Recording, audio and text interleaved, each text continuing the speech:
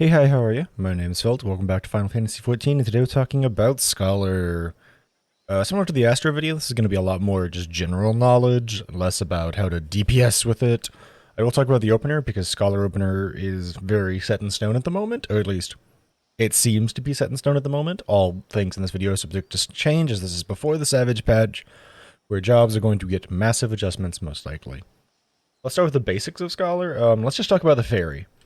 So, in case you don't know how the fairy functions, it has a few skills that it casts. It, by standard, uses Embrace, auto-healing the party. You can command it to cast Whispering Dawn, which will give a cure potency of 80, ticking for 21 seconds, leading to a... Oh goodness, hang on, let's do math.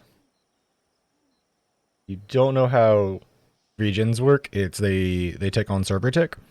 So you take the duration, you divide it by 3, and then you multiply it by the cure potency. So it's a total of 560 potency.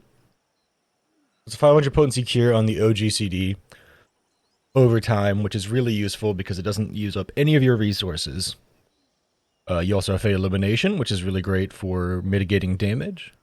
It increases your healing magic potency as well, but as long as it hasn't changed and my old information is correct, that only applies to GCD healing, not things like Indom or Fey Blessing or Whispering Dawn. It is really powerful for reducing magic damage taken as well. That 5% is nice. Then you can use it to apply a slightly stronger Sucker as well during that, which is pretty powerful. As for more fairy skills, we get Fey Blessing, which works differently now. It no longer eats up our fairy gauge, which is good and bad. I say good because then our fairy gauge goes entirely to Aether Pact. Bad because we don't have anything to spend our freaking fairy gauge on other than Aether Pact. Speaking of Aether Pact is still Aether Pact. You throw your fairy at someone and they do a massive regen over time. It's 300 potency until your fairy gauge runs out, which you can replenish while Aether Pact is going. AKA, if you're doing a pull in a dungeon, you can Recitation Excog the tank, throw down a Sacred Soil, and you will gain 20 extra gauge while they're linked. This is just a random example, by the way. I don't like... That's not optimal or whatever, yada yada. It's just a random example, don't mind it. Seraph is the final skill for fairies, which gains Consolation whenever you activate it as a pressable button. Seraph is really powerful for when you need extra healing for the party and extra shielding for the party as well, because of the fact that it keeps giving that constant regen, but it's to all nearby party members in place of just one, like Embraces. You can still use your other skills. Fey Blessing is something that you're locked out of, but you can still use Fey Illumination, Whispering Dawn. They turn into Angel's Whisper and Seraphic Illumination. Exact same effects, though. Nothing changes there. You have Consolation, which you can push off cooldown, which is a cure potency of 250, and then it will also give a shield of that same power. It's really good if you have back-to-back raid wides going out. Or an Akmoin-style stack marker where it's hitting over and over again. You can Consolation once near the beginning to apply a shield, and Consolation once near the end to reapply a shield. Can be a really powerful tool. Alright, now let's talk shielding. For the shield healer, Scholar has surprisingly few shielding skills.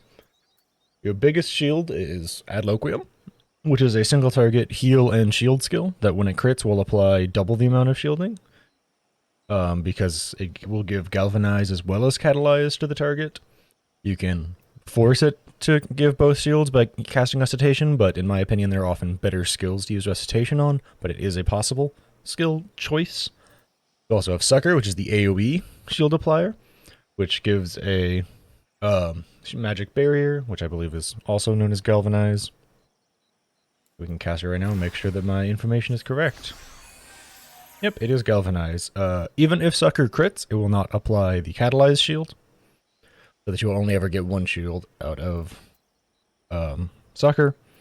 There's also another way to apply shields, and that is to use Adloquium plus Deployment Tactics, which can be very useful pre-pull, because you can fish for a crit on Adloquium by just hitting it over and over and over again while you're waiting for pull. You can be like, okay, well, that's probably the largest shield I'm getting if I don't use Recitation, so now I can just Deployment Tactics, bam, now everyone gets that slightly chunkier shield that I got. So that's nice. As I already said before, though, there's another way to apply shields through Seraph, but that is only every 2 minutes as long as Seraph's up, and as long as you still have a Constellation charge to use. So for the shield healer, you really don't have that many shields, but that's not a huge deal. Your shields are very useful if you know how to apply them properly. Now, there should be a thing that I'm going to put up on screen now. That snap was for me in post. You get to hear it because I want you to hear it. Showing off how Sage and Scholar skills will interact and which ones will override each other. It's a bit of an annoying one. You might want to pause the video so that you can read it a bit better. This is mostly if you end up in a double shield healer situation, which is not the worst thing in the world, but you can override each other's shields quite a bit if you're not careful. Alright, now Scholar actually has access to some of the best mit in the game, in my opinion, for party use at least. You have some really powerful mitigation with Sacred Soil, which is you will only suffer 90% of all damage inflicted, which is similar to 10% mitigation. But because it is not actually 10% mitigation, it can stack. For example, Expedient grants you 10% damage reduction. That is not the same status effect as suffering 90% of damage inflicted. So you can stack those two if it's a particularly hard-hitting AoE or hard-hitting shared buster, and someone's trying to either take it by themselves or you just don't have enough people in the pile to make it through. You also have Fey Illumination, but that is only good at taking less damage from magic damage. Most boss AoEs are magic damage, though there are always exceptions to the rule.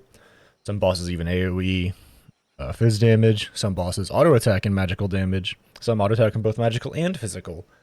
There is a lot of variance in the game. Sometimes you just have to do your research to see when Fey Illumination is best used. Something I didn't mention about Sacred Soil is once you get it to level 80, you have a regen effect on it, which is pretty powerful. It's a 500 potency cure over time. It's 100 potency regen that ticks on the server tick for 15 seconds, so as long as you stand in it, you will get a 500 potency cure. Which can be really powerful for when AoEs are going out. Because if you put it down right before the AoE, you'll probably get at least 200 to 300 potency of cure out of it, so that your party will need less immediate healing. Sacred Soil is probably one of Scholar's best skills.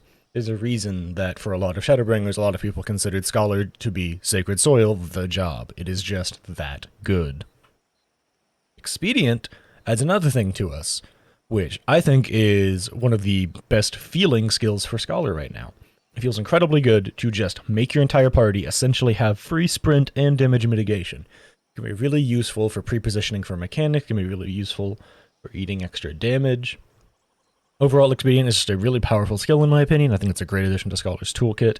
It makes them feel a bit more like the mit healer than just the shield healer, if that makes sense.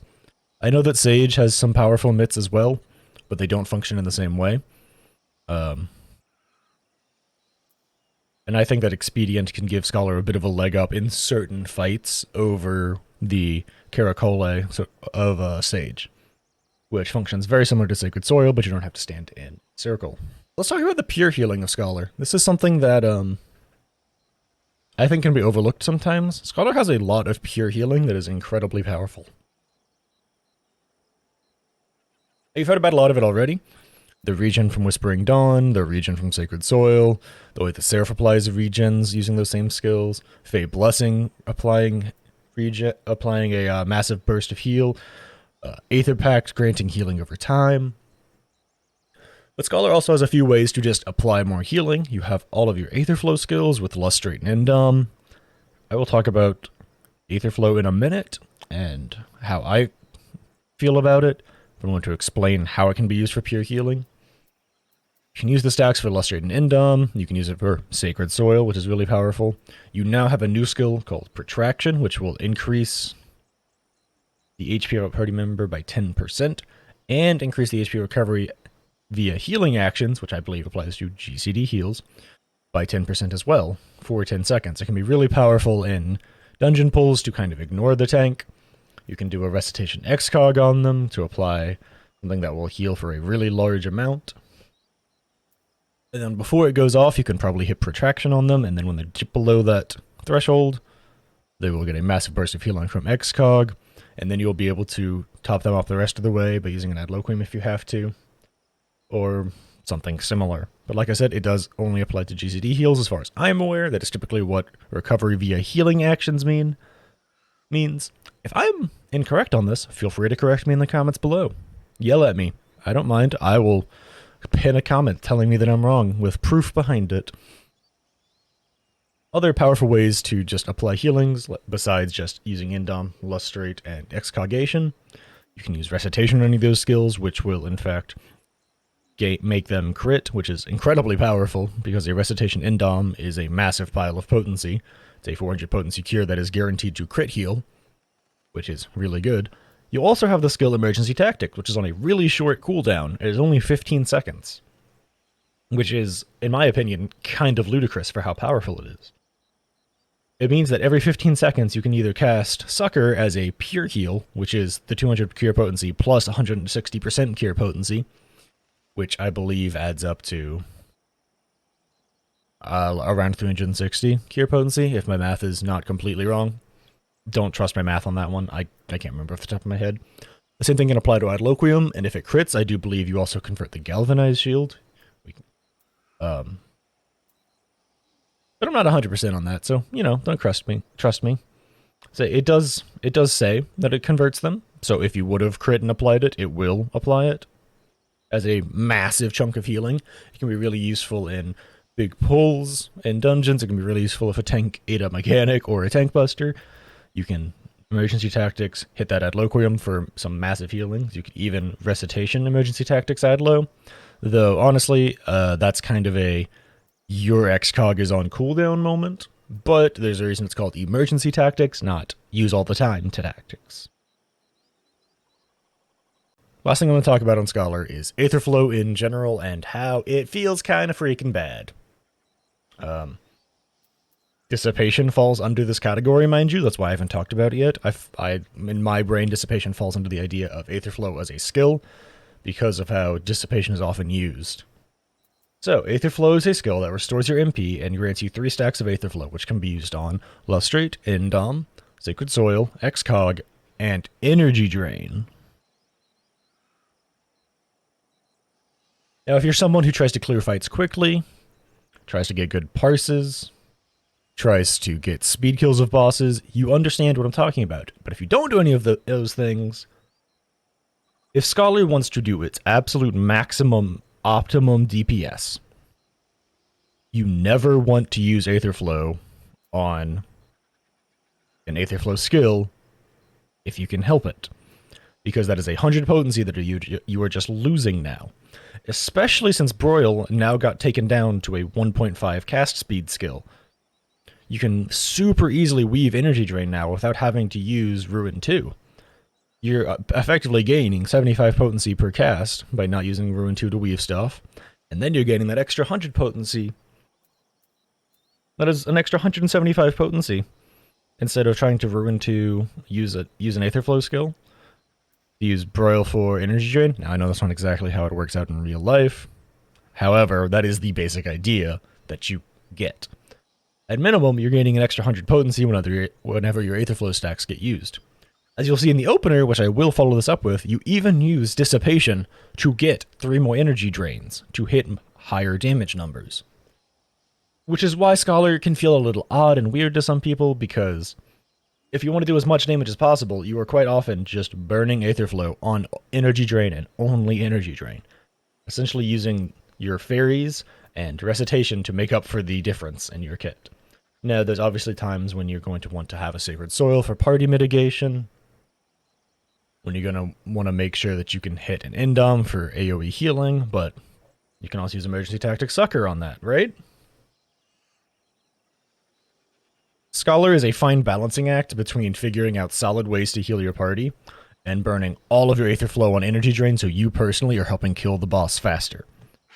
Because it essentially takes your GCD damage from 295 to 395 if you can hit your Broil 4 and weave in your energy drain, which is just nutters. 100 potency up. That's nearly a 30% damage increase. Now, I haven't talked about Chain Strat yet. Chain Strat's a button you're going to be wanting to push off cooldown for people doing burst windows. It has a slightly misleading tooltip for people who don't quite understand how it functions. It increases the rate at which the target takes critical hits. This does not mean that it will buff your critical hit rate. Your critical hit rate will stay the exact same when Chain Stratagem goes off. It is not the same as Battle Litany. It will instead make the target take critical hits 10% more often, which sounds strange, but I promise makes sense and is how it works. Speaking of Chain Strat, let's just really quickly talk about the opener. I will be following up this section with a short clip of the opener, as far as I understand it and as far as I've read around the internet. The basic idea is that pre-pull broil, use Biolysis to weave in your aetherflow stacks, hit another broil, hit Chain Strat, broil, energy drain, broil, energy drain, broil, energy drain, broil, dissipation, broil, energy drain, repeat ad nauseum. The dissipation is optional if you think you will need your fairy for healing, mitigation, or transforming into Seraph. But this is the optimal opener that is all about doing as much damage as possible inside your opener window. Chain Stratagem, even it should typically be used after the third GCD, no matter what else you're trying to do in the opener. If you think that in the opener you're going to have to immediately hit some really big heals and have to worry about that, to still make sure you're hitting Chain Strat after the third GCD because you are helping your party deal more damage, because that's usually when everyone's big skills start hitting. That has been it for the Scholar video, though. That's it. Thanks for hanging out. Thanks for watching. If you liked it, leave a like. If you didn't, leave a dislike. Yell at me in the comment sections if you think I got something wrong. Yell at me in the comment sections if you think I got something right. Either way, thanks for hanging out. Thanks for watching. Like, comment, subscribe, like I already said, and I hope to catch you in the next one.